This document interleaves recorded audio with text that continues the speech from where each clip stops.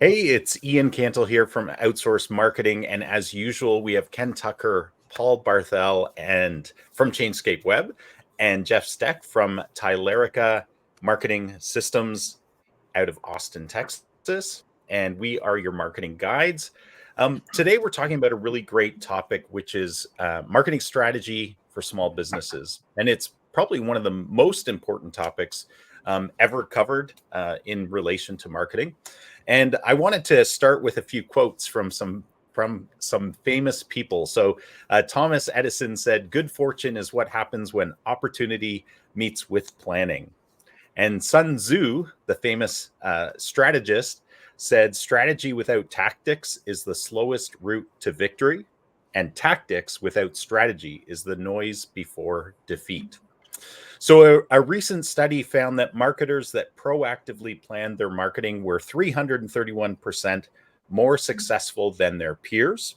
So, strategic marketing planning is really, really important to your business in order to help you be successful. It also helps you avoid failure, shiny object syndrome, and a whole bunch of other things that we'll talk about today. So, today we're going to be taking a deep dive into this topic of marketing strategy for small businesses and how you can leverage the power of strategy in your business to get better results. So, I thought it would be helpful to start, first of all, by looking at the importance of marketing strategy. I shared a few things there in the intro, but why is having a marketing strategy so crucial for small businesses? And I'll start with you, Ken. Well, if 331% better success rate isn't motivation enough, I don't know what to say. So everything else is really kind of after that, I guess. I think for me, it's clarity in who your ideal customers are. That is something, we all hear it all the time. Who's your customer? Anybody that has a roof, anybody that does it. And it's like, no, not really. You've got service areas so that you don't go everywhere, right? You don't work with people that don't own their own homes, maybe, as an example. So there are qualifications that you actually have, right? So you don't want to waste money sending postcards to an apartment complex if you're not going to serve that apartment complex. I mean, it just, so dialing in the ideal client, I think, is critical. And it's a great first step because it gives you clarity and an understanding of who you serve. And then you can start to explore, where are they hanging out? Where are they spending time? What are the channels that are going to be the most effective to be able to get to them? And, and then once you kind of get that piece in place, you want to have a clear message. You want to make it crystal clear what it is you do, and you want to make it really easy for people to understand what they need to do to engage with your business. So if you're, since I kind of started off on roofing, maybe because we had a bunch of hail in our area recently, if you're doing a roofer, I forgot what I was going to say. I distracted myself because I was looking out the window thinking about all this hail we had. So what was I don't remember what I was saying. Anyway, clear message. You want people to schedule an estimate. That's the call to action, right now. And chances are they may need to schedule it quickly. And you, because of the urgency of the situation where people are like, I got some pretty nasty hail, I probably ought to get somebody out here to take a look pretty quickly. You might need to step on the gas pedal and, do some paid ads, or, do old school knocking on doors if that works and that's acceptable in the neighborhoods that you're going to, but again, if you don't know who that ideal customer is, or if they're even outside of your natural service area, do you want to waste that money? Because it's probably going to be largely wasted. You might still make money on the overall ad spend or marketing investment because of, the profitability of your deal. Your particular business may be okay, but you're wasting a lot of money. And most money, most marketing is, honestly, it's just pissing away money. because it doesn't have the strategy and the thinking behind it to make it the most effective that it could be. That still doesn't mean that it doesn't add a lot of value to your business. In many cases, it still can. But think about if you ratcheted it down and really laser focused it, how much further you would get ahead. So I'll stop there and let Jeff and Paul kind of chip in. Yeah. And I know each of us could talk about this all day, so I appreciate you passing the baton. So Jeff, what are your thoughts? Yeah, I was going to totally support everything Ken just said, and I maybe would even back up a little as I was thinking about this question when you proposed it.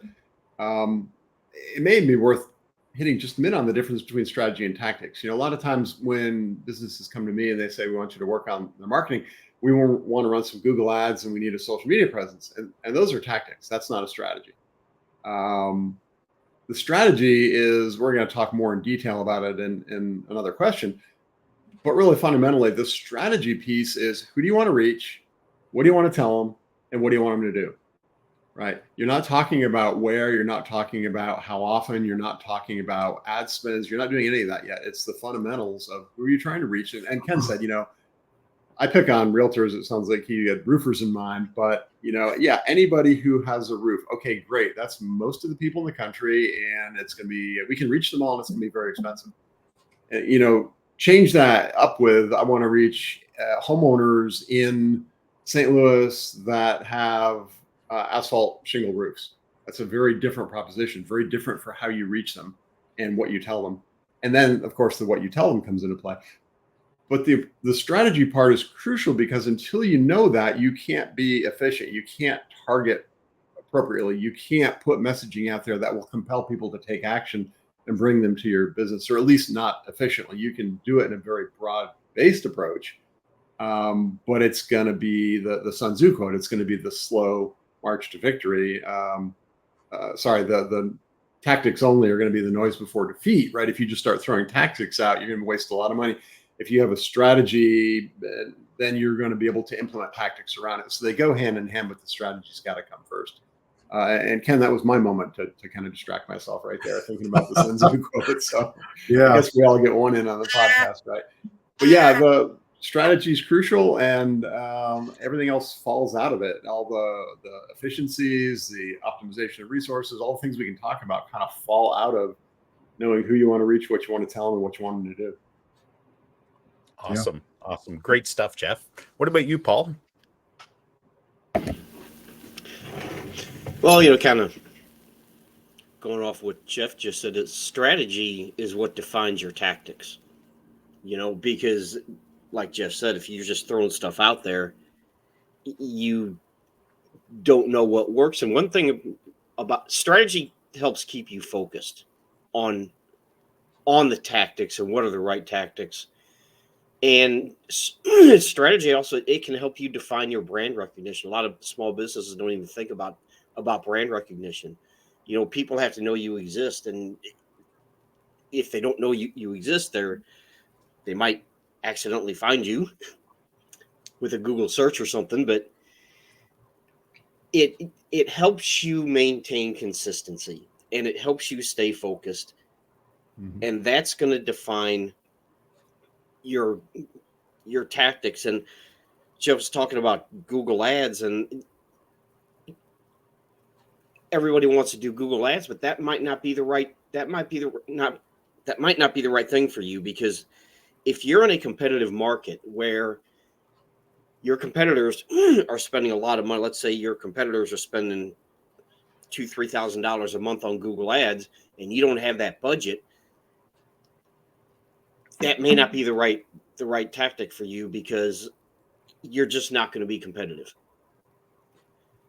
So I think strategy helps define what you're going to do. And I think both Ken and Jeff basically said that, but strategy is important.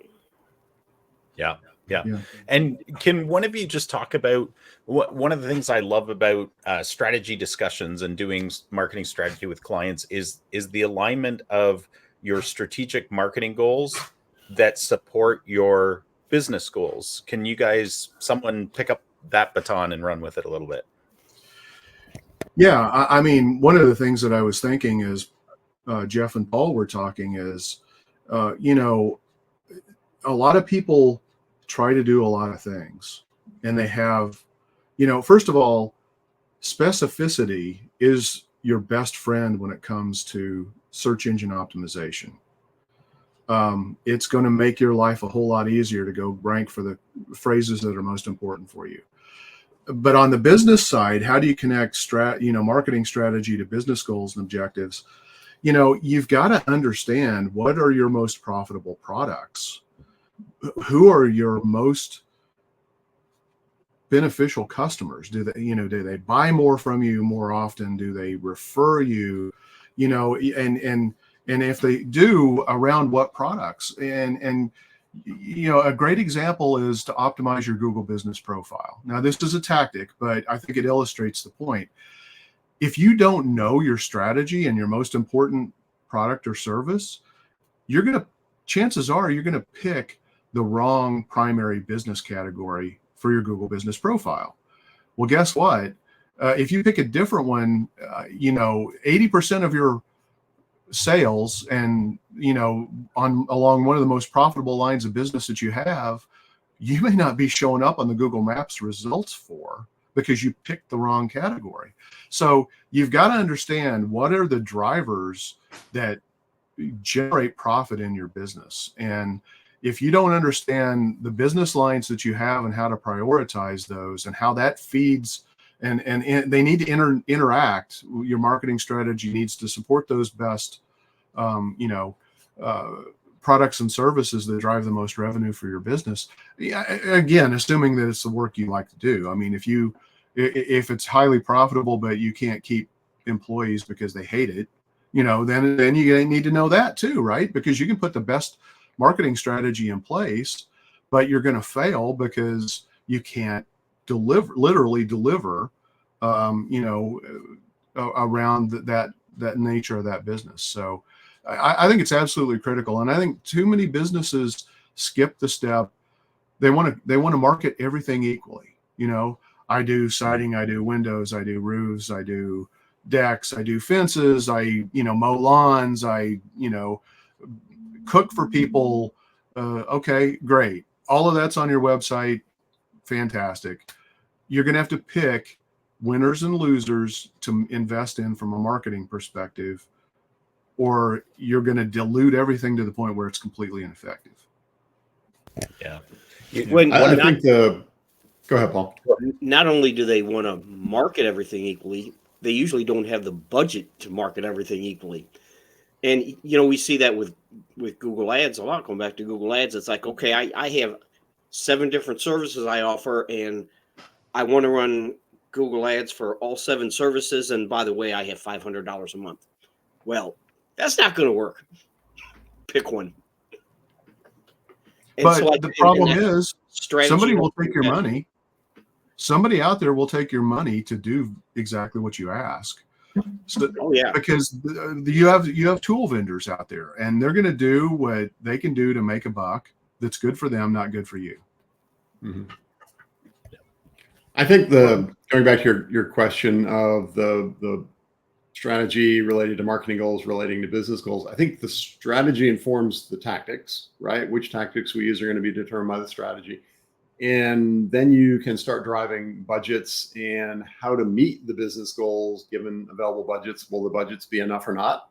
I did an analysis once for a business that wanted to sign up a small number of clients. They were willing to spend a fair amount of money to do it, and they wanted to use Facebook. And I did the backwards analysis and said, well, you're going to have to probably spend about twice as much as your budget allows, just because of the funnel, the natural fallout at every stage along the way of no like trust down to signing a contract. So their initial business goals of growth could not be supported by their budget for the marketing with the tactics they had. So we went back to the strategy and said, well, where do these people get their information? What are they wanting to do? Where do they respond? And is there a different way to do it? And we could build a different approach. Similarly, I consulted with a business that was doing very, very well. They're a manufacturing company. They're doing very, very well in a specific aspect of manufacturing focused toward the oil and gas industry. And they said, well, gee, these tools we have, the machinery, the equipment, what we can produce can apply equally as well to aerospace industry or chemical processing plants, pharmaceutical industry. And how do we broaden that out? Well, the people they're trying to reach, it's a little different profile, a little different message, the personas. So you can start talking about, from a strategic point of view, how do you reach these different audiences? Where do they get their information? And what are you going to tell them? And then that can inform the prioritization of which of those markets to go after. It can inform the budgets needed for each of those markets to go after. And you start blending the two together, right? Does the marketing with the available budgets generate the business required to meet the business goals that then free up the budget for, feeding that machine, spinning up that flywheel? So yeah, they go hand in hand, and the strategy informs everything that follows after it. And then there's that feedback loop into it as well of, is what we're doing working, and is it generating the results we want that then allow us to continue to expand? Awesome. And do you guys find, so I think one of the really important metrics that businesses should have, and it's not, it is marketing related, but it doesn't have to be, right? Especially if they're kind of old school and they live off of referrals and word of mouth and that kind of stuff. But even there, they should know this. And that is, first of all, what's the lifetime value of a customer or client? And then the other one is the cost of acquiring a new client, patient, customer. When you guys are consulting with businesses, how often do you see businesses having that kind of information already prepared when they're talking to you? Is it rare, or are you finding a lot of businesses have that kind of information at their disposal? I wouldn't say prepared. I think they have a sense of it, but they haven't really gone through the formal exercise to determine it. And when you start digging a little deeper, sometimes they've got a really good sense, and sometimes it's just a thumb in the wind. But that, yeah, you're absolutely right. That's part of the whole discussion is, we want to land a client. What's the client worth in the long term? I mean, you work a lot with dentists and orthodontists, and even between those two, it's a different lifetime value proposition, right? If somebody has their teeth straightened, they don't need to have their teeth straightened every year for the next 50 years. But somebody that has their teeth cleaned is going to have them cleaned twice a year for the next 50 years and beyond, right? So yeah, there's all kinds of different value propositions that inform the decisions of how to get things done, and what makes sense from a marketing budget and a client acquisition cost. And that's because my experience is that most people take a wild ass guess at what it is.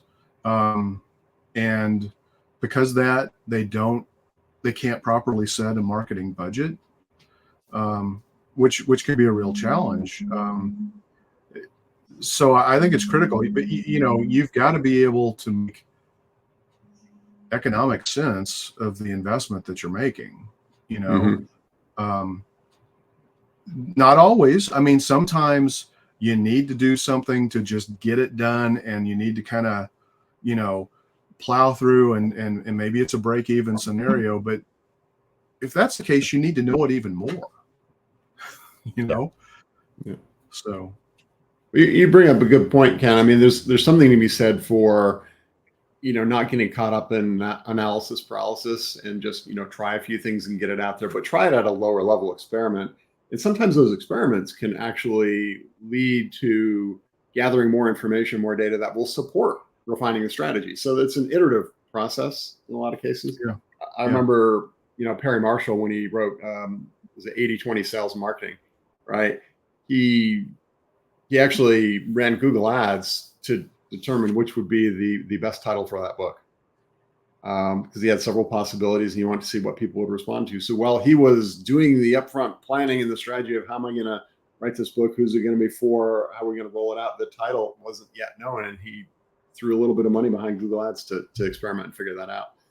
So yeah, there is low-hanging fruit to go after, and not waiting 6 months for the strategy, but that's low-hanging fruit, and playing around with a smaller budget than going all in, and then in 6 months going, well, we kind of blew it. Now what do we do? So yeah, it's not an all or none. It's not a left or right. It's definitely strategy first, but don't let strategy completely hold you back from hitting things that need to be hit on early on either. Jeff, that's a great point. I'm a big fan of finding a low-hanging fruit item or two to fuel and fund the ongoing marketing investment. So if you're working with somebody who doesn't understand marketing strategy and the breadth of solutions that are out there, the different channels, the different levers you can pull, things like that, chances are they're going to sell you a tactic, which if you've got limited money to kind of bootstrap and kind of fund, generate some revenue to really fund your true marketing strategy and eventual plan, if you spend the wrong money on the wrong tactic, you've just shot yourself in the foot, and you've created massive opportunity lost costs, because now you've kicked the can down the road even further than what it initially was. And so if you're working with somebody that's like, oh yeah, we're Facebook ads expert, they're going to sell you Facebook ads. And like you said, that may not be the right channel, or the investment that you spend isn't enough to really generate what you need to get out of that program. So you're not fueling the engine. You're burning off the gas that you have in your tank, and you're not going to have any more to invest anywhere else. Yeah. And I just wanted to jump in. I find that people's business owners' perception of doing a marketing strategy, they think that just like large businesses have, these focus groups, these teams that take forever to build strategies. That's not my experience. That's not your guys' experience, right? Like I know from, the training that we've gone through and the systems and processes that we use, that strategy can be done very, very quickly. It doesn't need to be an onerous process. It does take collaboration between the marketing consultant or agency and the business owner, for sure, and oftentimes some of the business's teams. But if people can make decisions quickly, and if you bring best practices to the table, those strategies can be developed very quickly, and the measurement mechanisms put in place so that you actually know if the strategy and the following tactics are working really well, really quickly. So I just wanted to kind of let people know that when we talk strategy, our idea of a good marketing strategy doesn't need to take 6 months to develop, right? You don't need to put your business on hold while you're spending tons and tons of time and money to build out a good strategy. Right. Let's move on to the next section, which is talking about key components of a marketing strategy. So we've touched on a few, but let's dig a little bit deeper in this so that our listeners and viewers understand really some of the powerful components that would be a part of a marketing strategy. So what are some of the key components of a successful marketing strategy? And Ken, why don't we start with you again? Okay. So core message, ideal clients, defining customer personas so that you know where they're likely getting their information so that you can put the information in front of them in the most cost-effective manner. Those are probably the three big things that I would latch on to. And I know because of your work with StoryBrand, just expand a little bit more on what you mean, and this is duct tape marketing stuff as well, but expand a little bit more on what you mean about core message, just in case people don't understand what that is.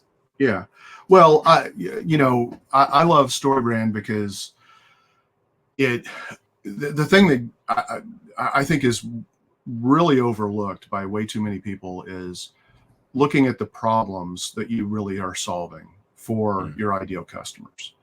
And so you may solve a lot of problems for a lot of different types of people, but you're going to get the best conversion rates when you align a customer type or an ideal customer persona with a problem that they really have that is causing them pain, where they need to get some remedy of that. And if you can position yourself as the guide that helps them solve that problem, you're going to be positioned really well to capture that business. How do you do that? Well, you've got to understand the problem. I love the three dimensions that StoryBrand talks about: the internal, external, and philosophical. And the example I always use is just because it resonates with me, but I think it speaks to almost everybody who ever has had to go to a dentist. And that is the external problem is I've got a toothache. Okay, so I've got this existential problem that's physically causing me pain. I've got to take action. The internal problem is every time I go to the dentist, it's just highly stressful, or it's very painful, or, something like that, is really the hidden gem. People may start their searches with a description of the external problem, but they're going to refine that, and they're going to actually buy from the person that speaks to their internal problem of, oh, hey, what? We offer stress-free dentistry or pain-free dentistry. Oh, really? Tell me more. And so I might dig into the website. I might see a couple of customer testimonials, and then I'm likely to pick up the phone and call them. The reality is, we're in 2024. We've got some pretty sophisticated technologies. Surely it's possible to have pain-free dentistry, right? Or stress-free dentistry, or whatever it is. So if you want, if you're a dentist and you want to create a spa-like environment where people come in and they're very relaxed, and you've got soothing music and even videos to watch for them and stuff like that, I suppose. I don't work with dentists, but I'm kind of visualizing what that might be. And I'm sure you could talk about that. Yeah, exactly. If I see that information on your website, I'm going to be like, oh yeah, I want to do this. I hate going to the dentist, but here's one. Maybe it actually won't be a horrible experience. Maybe it'll actually be fairly enjoyable.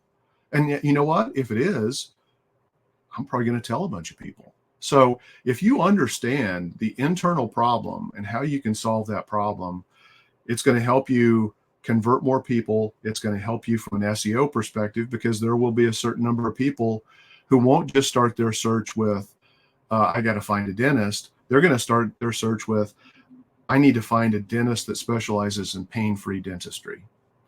Yeah. And that's and going if to I be can ask you another probing question related to that is, we know this, but I don't think every business does, is that a good core message also includes a good core difference from your competitors. Can you talk a little bit about that and what that means from a strategic standpoint?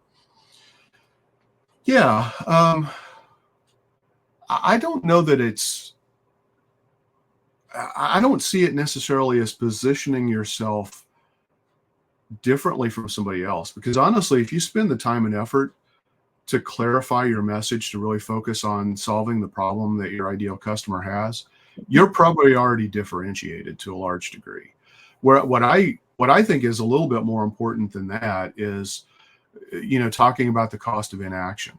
So you can continue to have a toothache that may turn into a much bigger issue down the road, or you can come in and enjoy our spa-like environment, and we take care of you and solve your problem now, so that you can avoid these horrible outcomes and instead get back to enjoying your life and enjoying a gorgeous 70 to 80 degree day with low humidity in the Midwest, which is unheard of this time of the year.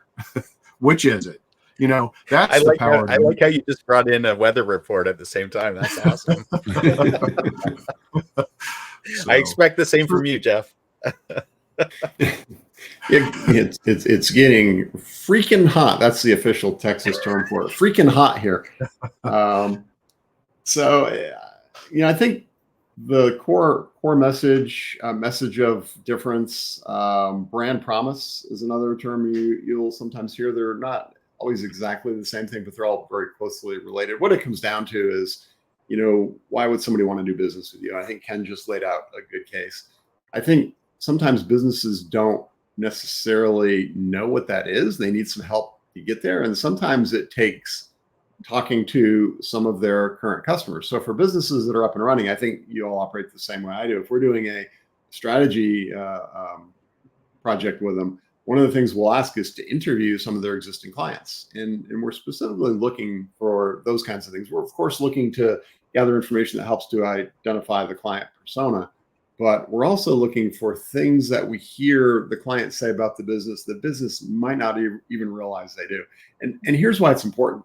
As soon as you can seize on something like that enough people mention as being of real value, you've got something you can build on in terms of differentiating the business, in terms of marketing them then. And the reason you need to have something to build on, something that's different, is what's left if you can't differentiate. It's price. And the saying about competing on prices, it's a race to the bottom. Somebody's always willing to go out of business faster than you. So I think that aspects of the strategy of if you can't say why we're different, how we're different, you can talk about what you do differently or the experience that people are going to get. So that goes back to Ken's point. But I think that's a critical part of being able to successfully market the business and pull out in front of the pack, in a competitive marketplace. If you're in a small town and you're the only service provider there, you don't need to do as much differentiation, right? But if you're in a bigger town where it's very competitive, you're competing to get people's attention. You need to be able to do that. One of the things I also want to add. Can I just support that? Yeah. There's a story that you guys probably all know about, but it was something that John Jantz from Duct Tape Marketing shared years and years ago, and it really proved the point of what you were saying about the differentiation. Was he was working with a tree removal arborist, and after they did the customer interviews, the biggest thing that came out of their interviews was that these guys cleaned up after themselves so that backyards, front yards were pristine. And there weren't like pieces of wood, that a kid could step on or, whatever. Right. So that really stuck out to me as a really good example that, you can hinge your core difference on something as mundane as we clean up really well after ourselves. Right. And I've seen that now year after year with a lot of other contractors, because some contractors are notorious for leaving their job sites a disaster. And the ones that clean it up and they talk about that is a huge selling point. But I just wanted to share that because I think that's a really powerful way it's used. Yeah. It's hard to demonstrate value when you have no differentiation. And value, like you said, Jeff, value is what allows you to escape competing on price. You may still find yourself in some situations where you're competing on price, and you may choose to do that because of the potential follow-on business and things like that. But most people, I think, they're trying to find a way to get off the hamster wheel if they're stuck on that, by competing on price all the time. Mm-hmm. Yeah, and then there's also the we have better service, right? Well, okay, define that. Prove it. How do you define that? Excellent customer service. Yeah. The other thing I wanted to add to the components of marketing strategy, and I think you hit on it a little bit, Ken. Of course, it's who you're trying to reach. What do you want to tell them? But I think I mentioned it earlier. What action do you want them to take? And you don't always see that in the academics of marketing. You don't always see that in even maybe what some other consultants or agencies will talk about. But I'm very big on talking about the how are you going to lead people down the path you want to lead them down. Give them an action to take, because if you're not doing that, you're just telling stories, and stories are great. I mean, from StoryBrand, Ken, stories are great. They're engaging. They're powerful. They can make an emotional connection. But at the end of the day, at the end of the story, if you haven't asked somebody to do something next, you've just told a story and entertained them for 2 minutes. So I think bringing in, and I know we're going to talk again in a minute about the practical applications, but bringing in, that path you want to lead them down, how to lead them down, give them an action to take, I think is a very important part that even can be brought up into the strategy piece as you're doing those client interviews, as you're kind of mapping out how things are going to work at the very high level before you get into all the tactics. You can be thinking about the path and what you want people to ultimately do. Yeah, and usually as businesses, we have an ultimate call to action, right? We want people to phone us, fill in a form, maybe buy do our something stuff, else, right? That's right. Wire us money, or come into our brick and mortar location. But then there's, like, as you probe, there's usually what we would call like a transitional call to action, which is something that has a lot less, like, you as the consumer or business don't need to give as much information, so there's less risk to you, but you still get value. There's a value exchange of some kind. So and I great point, Jeff. Paul, what about you? What about me? What did I do? what are some key components to the marketing strategy that you want to share? And I'm not sure what you did. Well, we're going to find out now. I'm not either. Why he's hiding his face today. I think about the only thing I would add, we talked about differentiation and what makes you different from your competitor. Why should they choose you? We talked about strategies and tactics. But I think the one thing is it helps you define the customer journey, because the customer journey is not linear. It's not like, okay, I ran an ad, wherever that ad is. Somebody clicked on my ad. They buy my product or service. That's not how it works. It is and the longer the buying cycle is, because if you're selling a $2 widget, there probably is no buyer journey. If you're selling a $50,000 product or service, you're going to have a longer buyer journey, and the longer that buyer journey is, the more convoluted that journey is, because you're asking someone to spend, we have a client that does hardy siding. You're asking someone to spend $50,000. They are not going to, oh, hey, look, here's an ad for hardy siding. Here, I'm going to immediately spend $50,000 without knowing anything about this company. That's not going to happen. They're going to research you. They're going to research your competitors.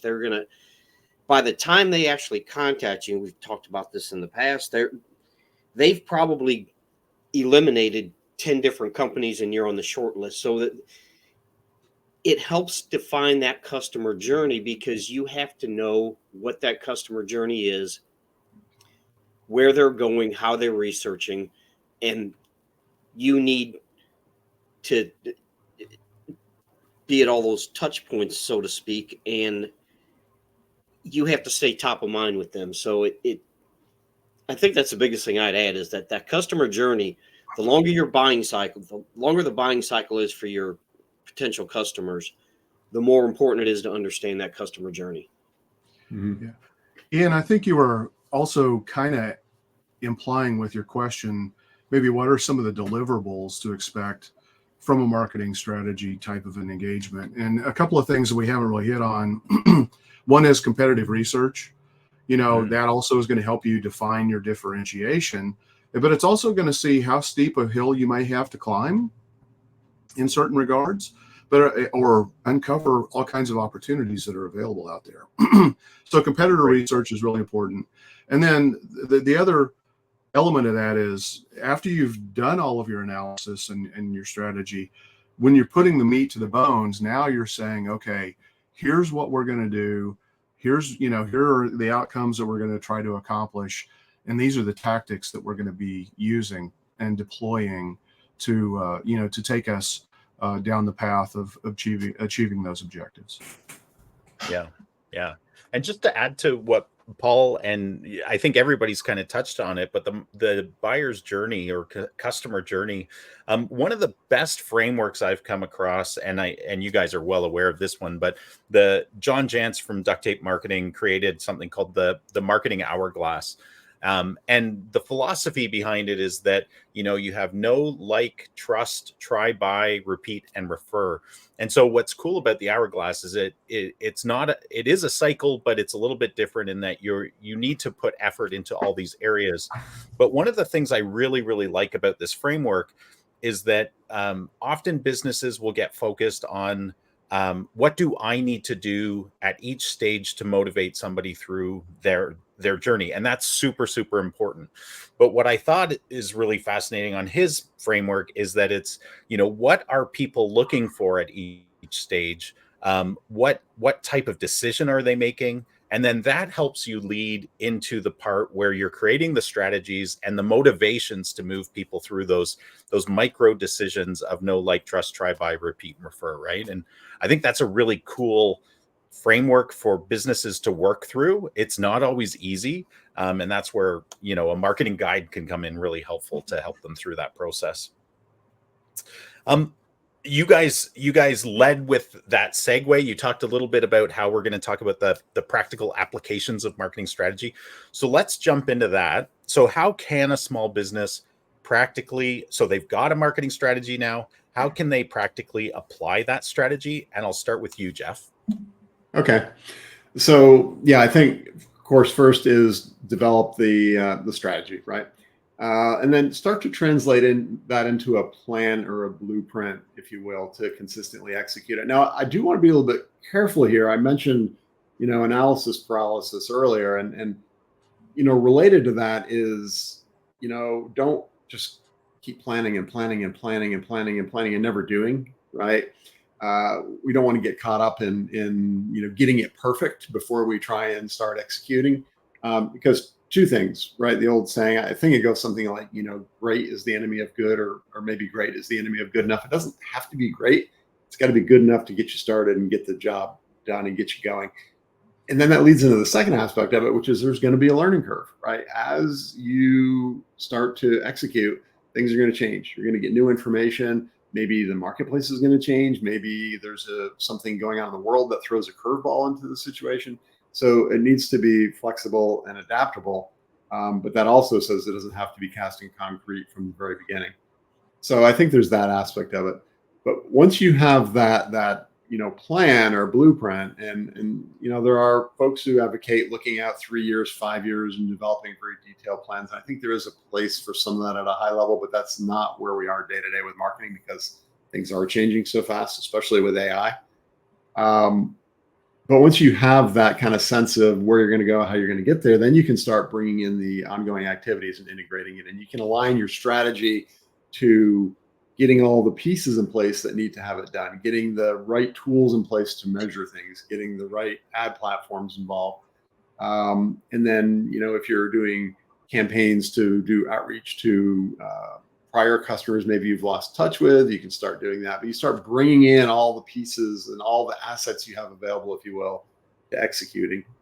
Part of the strategy is to look at your existing customers and kind of see where they are and what you can learn from them. And I think, that also continues on an ongoing basis. You can run questions and surveys and look at your metrics. Are we reaching the people we want to reach?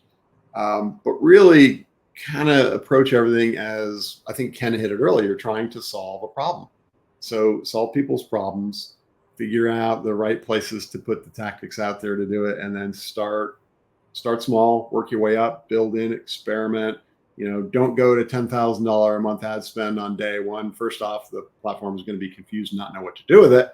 But you can start off with a lower ad spend, work your way up as you get some learning, dial things in and optimize it. And then just tie it all together with the metrics, tie it all together with making sure that all the tactics are supporting each other, and you're looking at how it's going along the way.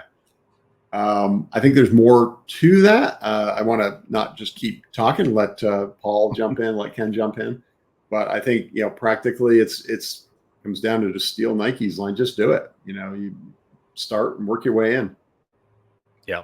And a similar phrase you mentioned, great is the enemy of good.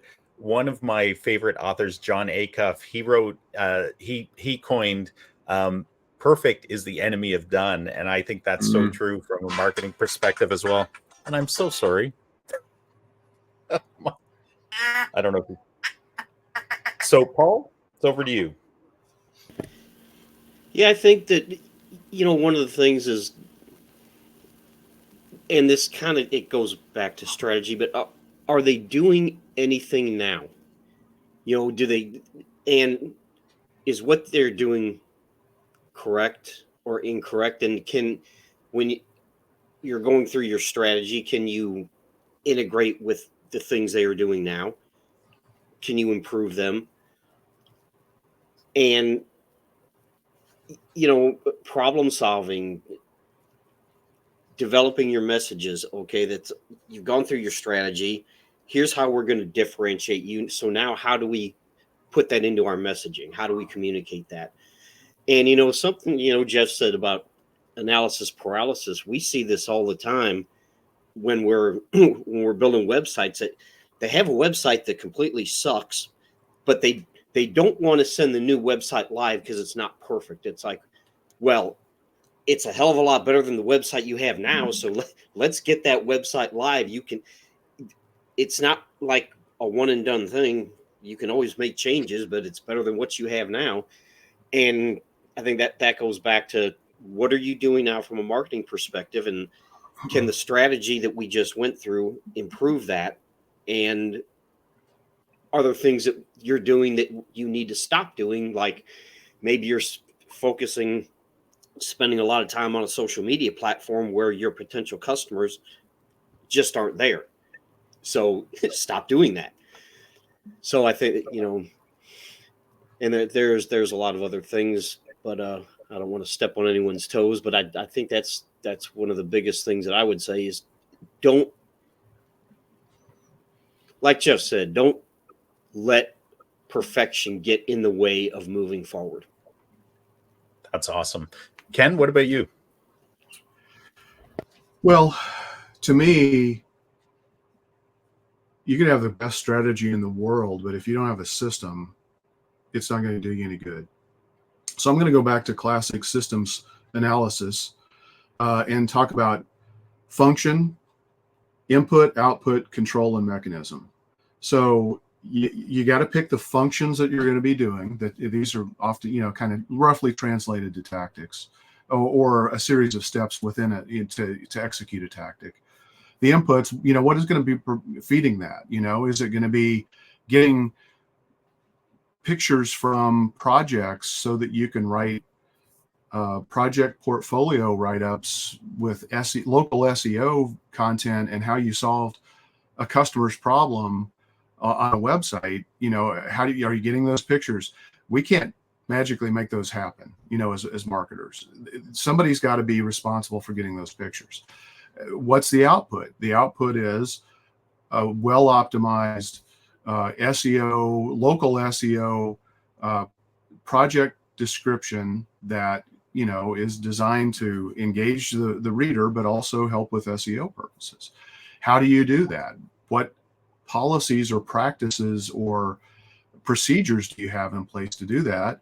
And so that's the control. And then the mechanism is, what tools do you need to be able to do that? So you got to put all of these things together. And when people look at the requirements to build a marketing infrastructure, they are not insignificant in this day and age. I mean, we're talking about we've all talked about the ultimate value in many scenarios, if not most scenarios, is an omni-channel approach. And an omni-channel approach requires a pretty substantial investment in the mechanisms, the infrastructure, to be able to power everything that you're doing.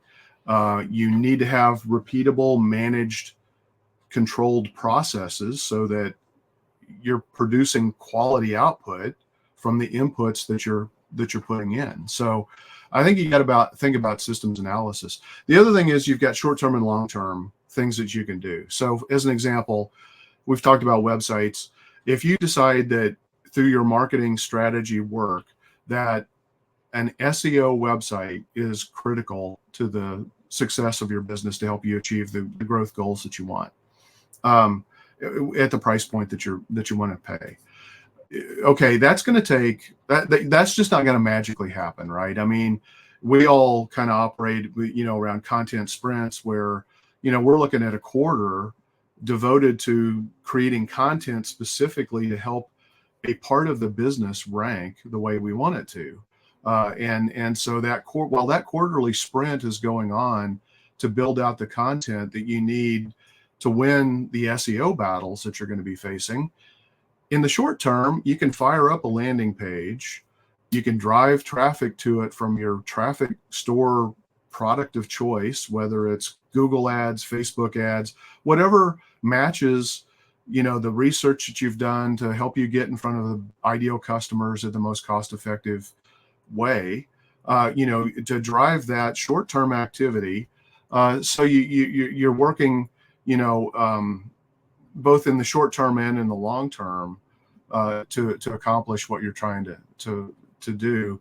The final thing I'll say is, without having this stuff all laid out in a plan, Ian, you've been waiting for it, you're going to lose the force multiplication opportunities. Absolutely. That are out there. It's all got to be executed in concert with one another And I use the word concert specifically because a concert is an orchestration, again, another word of choice, to pull things together to get them to produce a better outcome through the controlled, repeatable managed systems that you have, and deliver that optimal output.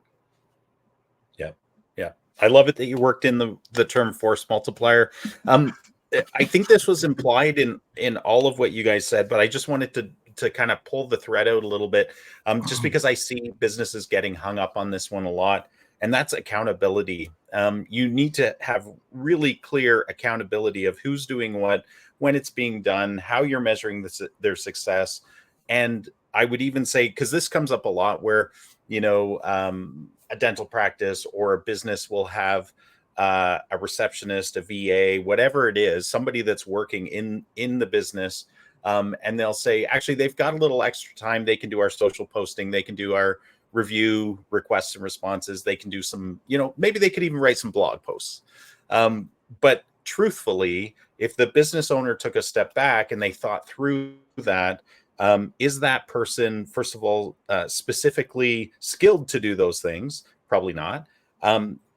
Can they sustainably and effectively deliver those services to the business? Probably not. So you really need to figure that out, right? And the same question arises a lot when businesses have a multi-vendor marketing approach where they've got a social media person, a web person, an SEO person, an ads person, right? Who's cohesively bringing those all together, and who's ultimately responsible for the goal achievement that you've set out in your plan? Yeah. We're building many little factories, right? I mean, the goal is to produce output that will help drive the outcomes that we want.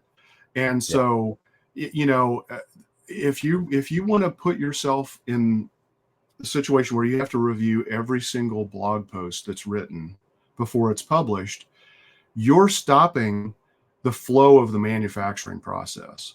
Part of SEO is production.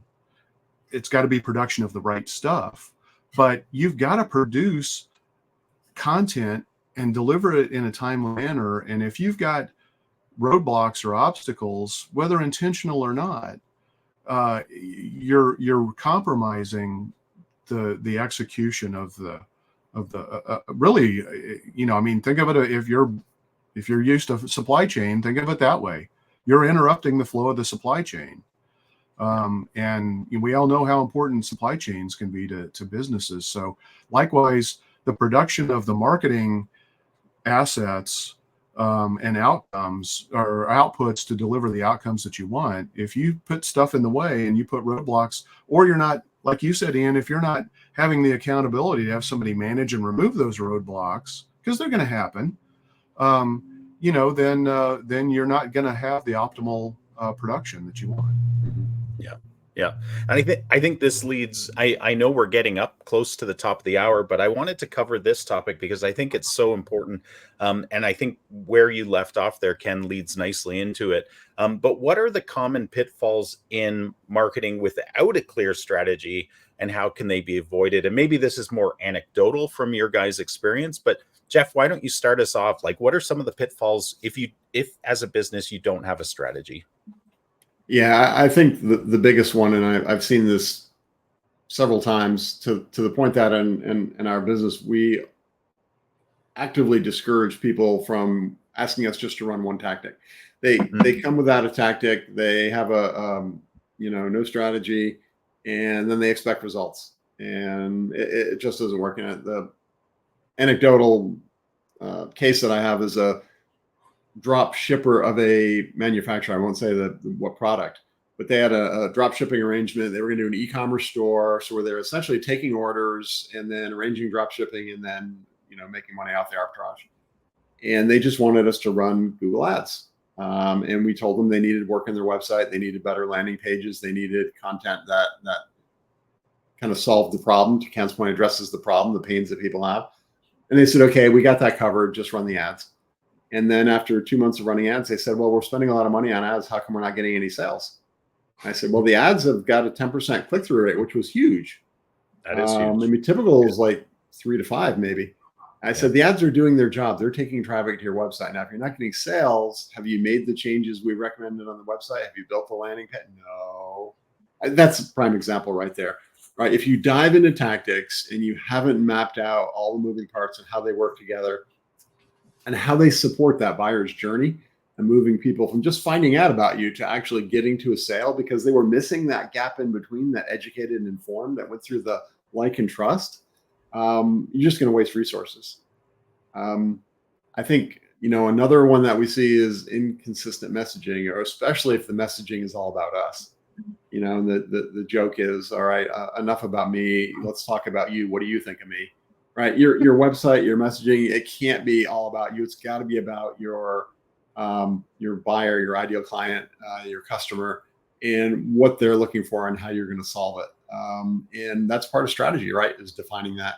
So the messaging falls out of the strategy. And if you're just, well, let's try this and see if it works. Let's try that and see if it works. You're going to wind up with a very fragmented messaging. People are going to look at your business, go, I don't know what they do, right? I don't know who they're trying to serve. It's just a mess. So I think those are some pitfalls. And then I mentioned earlier, things change, and not recognizing that things change and keeping up with it. So when you are implementing the marketing machine, as Ken talked about it, the orchestra and playing in tune, if one of the instruments goes out of tune, you need to hear it. You need to know about it. And you only get that by monitoring and looking at trends, looking at what's going on in the world. And it's not just, is this month better or worse than last month? Sometimes trends are too short. People look in a very narrow focus. You need to look at this quarter compared to last quarter, this quarter compared to last quarter, the same quarter last year, because there are seasonal trends. Yeah. There's a whole lot of reasons why things can change. You got to do a little critical thinking.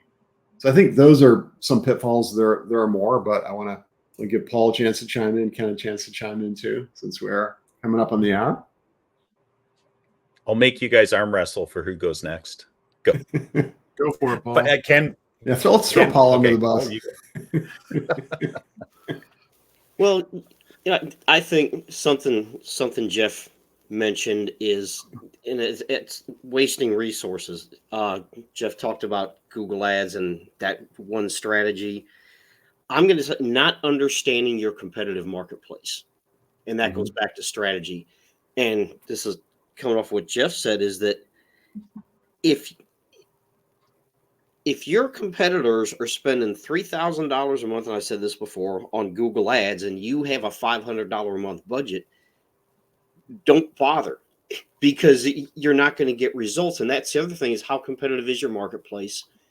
Not understanding that, not understanding how much you need to spend on a particular marketing channel, whatever it may be, and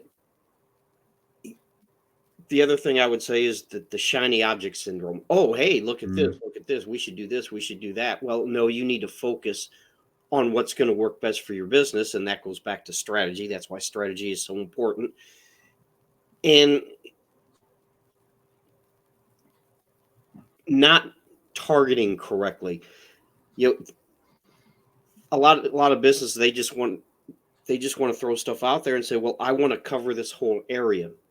I want to market to this entire area. Well, if your core service is metal roofing, well, you better be marketing to people that are making, $150,000 a year. Metal roofing is not cheap. Okay. That is an expensive product. And if that's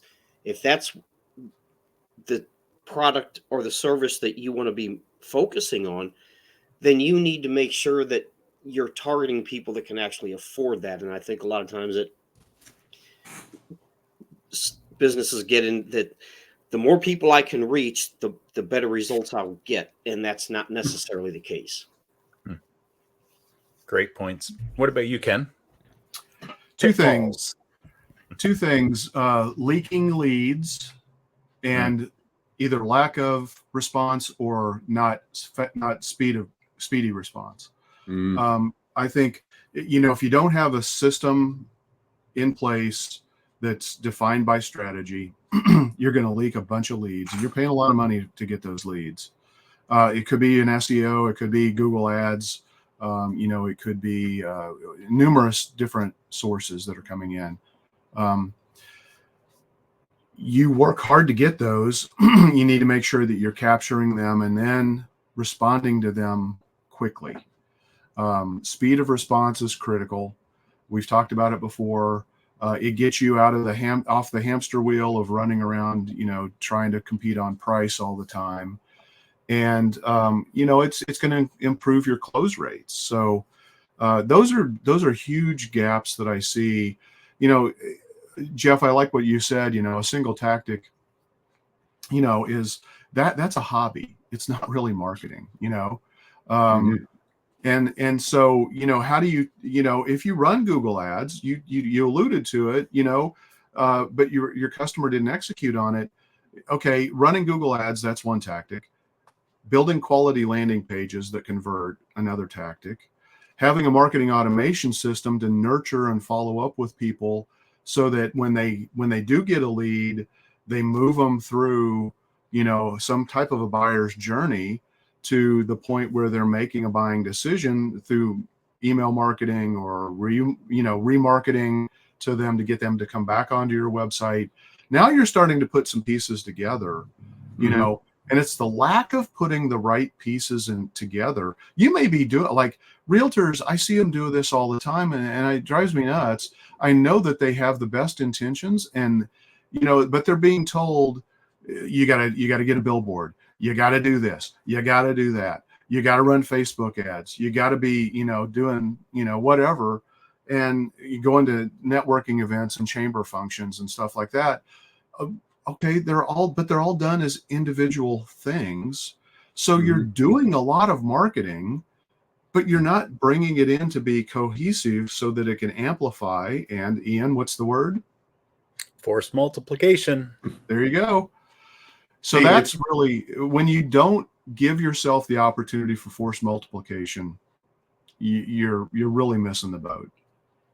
Yeah. So if I could add one more go ahead, real Jeff. quick thing, and I know we're coming up on time. I don't know if you want to hold the last question, Ian, until maybe another show even, but yeah, we'll another pitfall is expecting one person to do everything. And I think we hit on this a little bit earlier, but it takes a team. We did a show a couple back on building the perfect team, and there's so many roles in marketing that I think a pitfall is, well, I'm going to have, my friend's daughter is good at social media, she's going to run my marketing.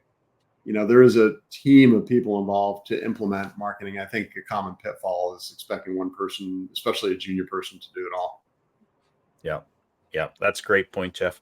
I would also add, and I have kind of two connecting thoughts, and one is that without strategy, you open yourself up to believing that marketing doesn't work. Specific tactics don't work. Marketing as a whole doesn't work. I've run into many people who have given up on different marketing tactics or strategies because they didn't have an overarching strategy. They didn't define their core message, right? They didn't go through the hard work that prepares individual tactics to be successful.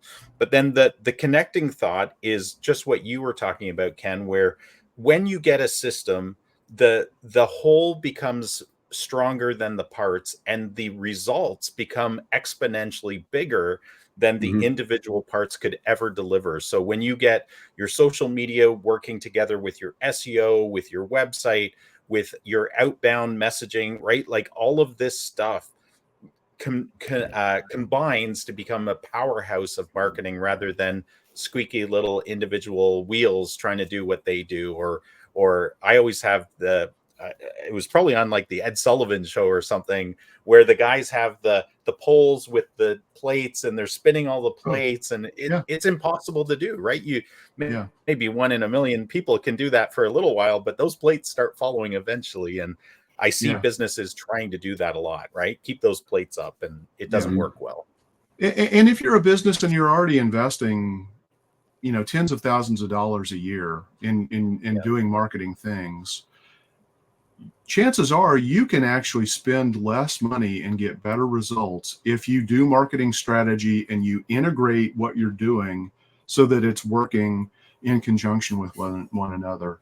And a lot of people don't necessarily believe that, but it's honestly the truth. I mean, so it's worth taking a little bit of a step back. It doesn't mean you have to shut down your public face to the world. Marketing strategy does not prohibit you from not doing any other marketing or advertising. Just take a step back, dial it in, and you're going to get a whole lot better results. Think of marketing strategy as synergism, where the sum is greater than the parts. And with that, we're going to wrap things up because I know we've gone a little bit over time, but we have some great sayings. But thank you to our listeners and viewers for spending some time with us. Hopefully you got a lot of value out of this. If you need help with your marketing strategy, reach out to one of our marketing guides. All of us can help you develop a marketing strategy and implement that marketing strategy for you. And until next week, guys, keep calm and market on.